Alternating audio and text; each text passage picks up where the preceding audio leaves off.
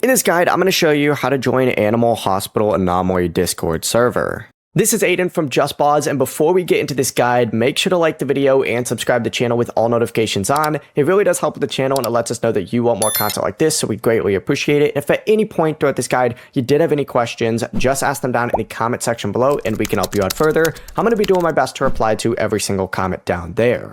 Begin by opening up the Discord app either on a computer, PC, laptop, or of course on a mobile device. Scroll all the way down to the very bottom on the server tabs and select add a server right here.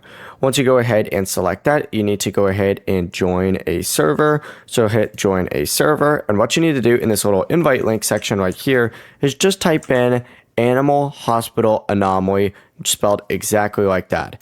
Hit join server, it's going to redirect you a little bit, and then just like that, you're in the Animal Hospital Anomaly Discord server.